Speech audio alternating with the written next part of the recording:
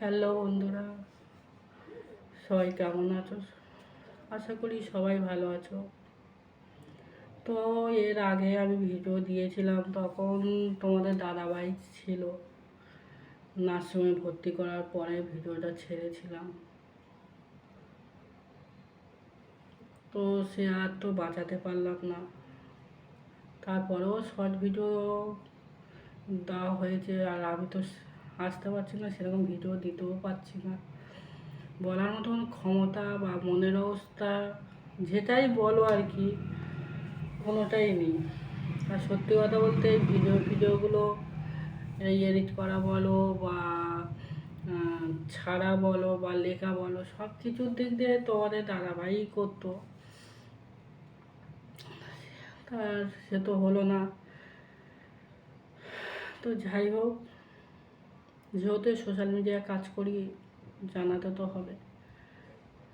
আর যদি বলো যে তোমরা এর আগে তো কোনোদিন বলোনি দাদাভাইয়ের কী হয়েছে, বা সত্যি কথা বলতে তোমাদের দাদাভাই অতটা পছন্দ করতো না যে সব কিছু তুলে ধরা।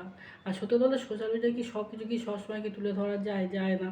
কেন, বাড়িতে ভিডিও করতে গেলে একটা লোকের প্রয়োজন হয়, আর আমার ঘরেতে লোকই নেই। আমরা তিনজন মানুষ, যেমন আমার স্বামী, আমি আর আমার ছেলে, তিনজন থাকি। তো সেখানে ক্যামেরা বলো ভিডিও বলো তোমাদের দাদাভাই সব ঠিক করতো। সেজন্য হয়তো আগের কিছু দিতে পারিনি বা করতেও পারিনি।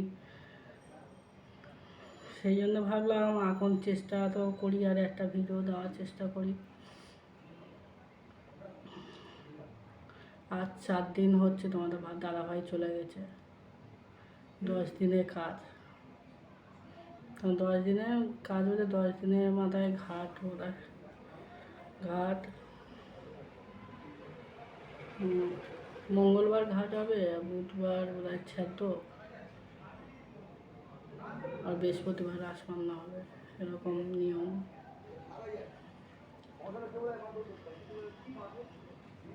কোনদিন ভাবিনি যে এইভাবে আমার কপালে বা এরকম দিন আমার আসবে, এটা কোনদিন আশা করিনি। কপালটা সত্যি বন্ধুরা এত খারাপ, এত খারাপ। আমার মতন মেয়ে যেন পৃথিবীতে যেন না জন্মানোই ভালো। একটা মেয়ে স্বামী হারা মানে যে কতটা কষ্ট বলে বোঝাতে পারবো না। তারপরে মাথার ওপরে কেউ নেই, সবই নিজের ওপরে। তা মাংসের যে দুটো ভাত খাবো সেটাও নিজেকে কিনে আনতে হচ্ছে। গতিগঙ্গা করেছি, নিজে নিজে নিয়ে গেছি, কেউ একজন এসে পাশে দাঁড়ায়নি। সে অনেক গল্প, সব হয়তো আজকের আমি তোমাদের বলে বোঝাতে পারবো না।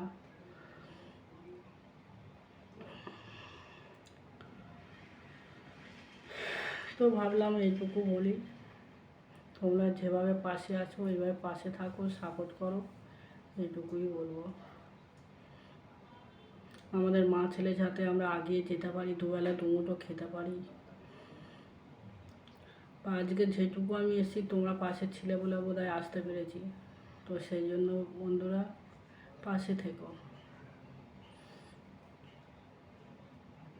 আর তোমাদের দাদা ভাইয়ের যেন রাতটা শান্তি পায়, এইটুকু আশীর্বাদ করো।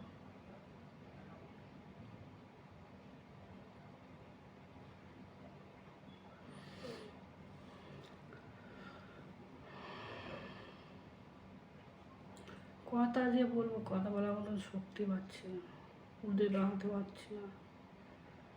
সবাই বলছে তাও তো তোর চলতে হবে, বাঁচতে হবে, ছেলে আছে একটা, তার মুখের দিকে তাকিয়ে।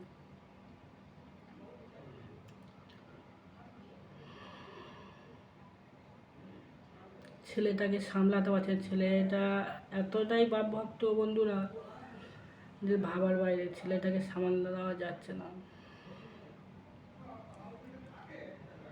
সে বাপ ছাড়া কিছুই বোঝে না।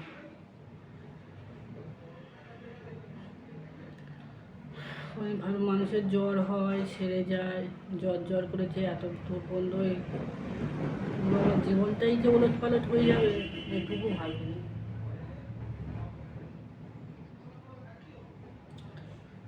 হ্যাঁ, চেষ্টা করবো ভিডিওগুলো দেওয়ার, আর তোমরা এভাবে পাশে থাকলেই হবে। তো চলো।